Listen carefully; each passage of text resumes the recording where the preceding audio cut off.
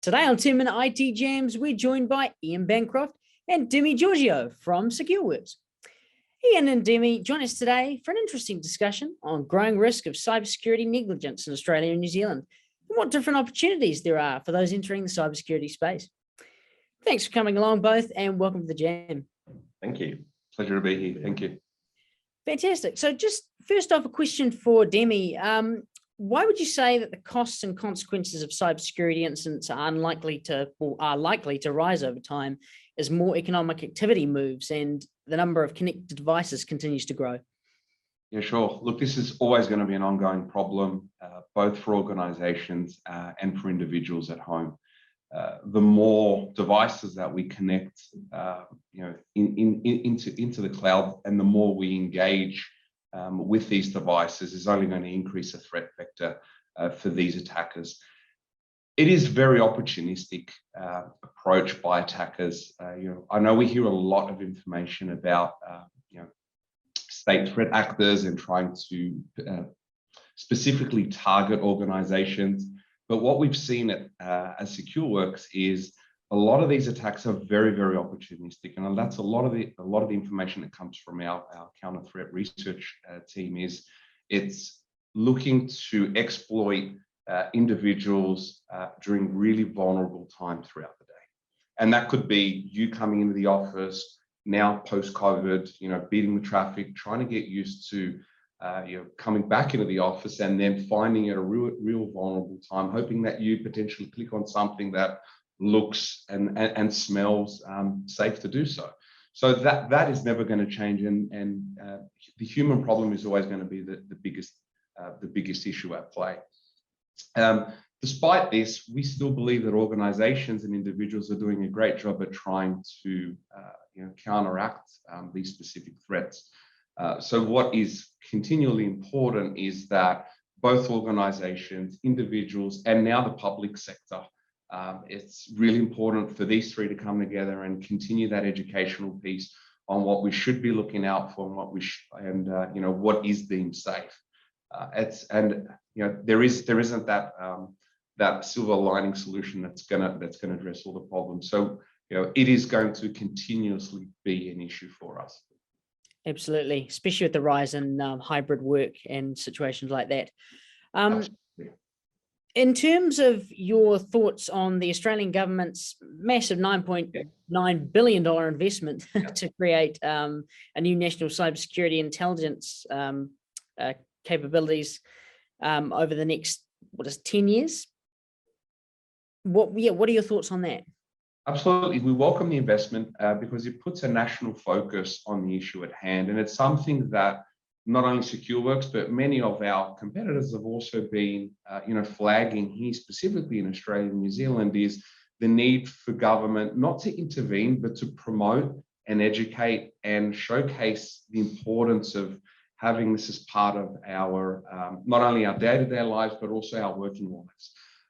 It's also going to create a plethora of opportunities when it comes to positions that are opening up. It's also going to provide a focus to for education and private and public education facilities to promote the cybersecurity skills as an avenue for individuals to educate themselves. So it is definitely a welcomed opportunity. We need and we require collaboration from the public sector to the private sector. And that is, we need a jointed effort, not a disjointed effort. And so very, very welcome from our end. And, I think it's also an opportunity for organizations to look at how we support these graduates that are coming through the system as well as a result of this focus and investment, and how we bring them into our organizations and upskill them and make them part of our teams. Question for Ian now. What sort of opportunities do you see for Secureworks and your partner ecosystem as a result of this big investment in cyber intelligence?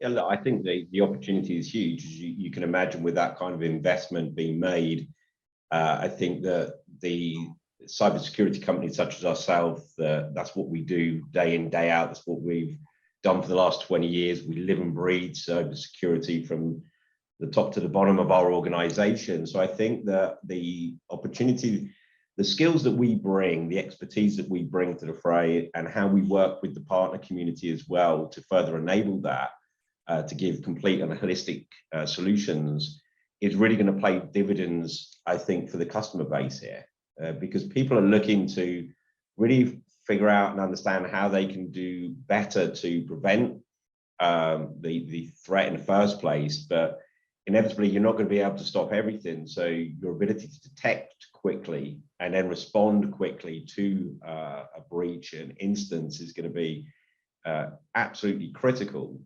So I think with this type of investment, it's going to make organizations really consider what solutions they put in place. They're going to look outward to make sure they're more solution orientated. So they're looking at the outcomes that they're going to be able to deliver, but also trying to understand what the return of investment is. Because there's something we kind of miss in cybersecurity, that there is still a return of investment. If you can enable your analyst community to do a better job, to really kind of, with all the plethora of different investments that have been made, be able to actually make best use of those investments, I think there's lots of opportunity for us to really go and work with those organizations, understand how they're utilizing their security investments today, and really work with them for the long term. And the partners that we have in place and the new partners that we will bring on play an absolutely critical role in that. Absolutely. And we know there's a big chronic skill shortage at the moment in the cybersecurity space. How should this be addressed, and to ensure the industry has the right skills to drive us forward and take all these opportunities on board? Yeah, I mean, that's a great question. And that's not one that's just evident, obviously, in Australia. That skill shortage is a global skill shortage. I think in hindsight, if we rewind back 20 years ago and collectively try to figure out how we could do a better job of really kind of nurturing the people coming in and invest to make sure that we had the right level of capabilities in place. But we are where we are. Nobody wants to, if you have skills inside your organization, we have to maintain them. We have to retain those staff, because when staff leaves, invariably they take knowledge with them, and that creates risk in its own right. But good compensation is not the answer anymore. I mean, if anything, that's table stakes. Paying people the right salaries, the right bonuses, the right benefits is just an absolute necessity. But you've really got to look at other areas, really what the value is of your organization, how you create more inclusivity, how you create communities inside your organization. And we've always found that great talent attracts great talent.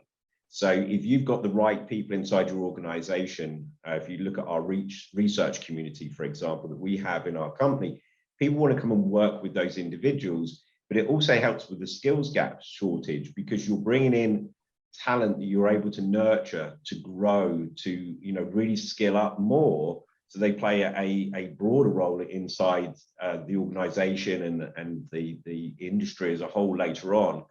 But it's also important, security is 24/7. It's an always-on job. So having the ability to really work with individuals to make sure that they're attracted to this industry, because we're not going to burn them out, that we can look after them, is absolutely key. But you've also got to show a development from a career perspective, that you come in at a certain level, that organizations such as ourselves will work with them on a career development plan that will help them grow themselves from their career perspective to much higher levels, to get to senior intrusion analyst perspective, to become a researcher, because that then kind of makes way for the newer people coming into the industry as well. And it's that kind of cyclical approach to drive success. But having a clear framework of competencies, I think that will attract people more and more into this industry. Absolutely. And do you believe that Australian organizations can overcome some of the hesitancy to invest in cybersecurity? Because that's obviously a big at the moment. Yeah, I mean, look, absolutely. I mean, that's a great question as well, because everybody's looking at what monies they have, where they put their investments. But I think you've got to really take a view that cybersecurity is an enabler to business.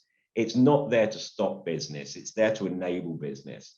I think organizations, we've seen a lot of organizations that really kind of look outward and are very collaborative in nature. really organizations that are ambitious as they look forward. So Atlassian, I think it was one that we were talking about recently, and you look at their kind of growth and their ambition, but they recognize that you've got to build trust with your customer base. And so cybersecurity really helps with that trust. If you can grow trust, you retain and attract customers, then it's really important you put in place the right measures to keep those customers and keep them happy. And also know that if you have had a breach, if you've lost data, that you're transparent in telling your customer base that that's happened. But sometimes organizations are losing data without actually knowing that. So I think organizations will become more comfortable with larger investments in around cybersecurity because they will see the returns that they will get from the trust they get in the organizations and how they grow themselves as a business, and realize that it's an absolute necessity nowadays rather than a box ticking exercise. It's something you can sell outward as a positive to really attract new business into your organization and grow your revenues at the end of the day. For sure. Well, that's awesome. Thank you guys so much for joining us today. And we look forward to hearing more from Secureworks and more insight from you guys in the future. Wonderful. Thank you. Thank you.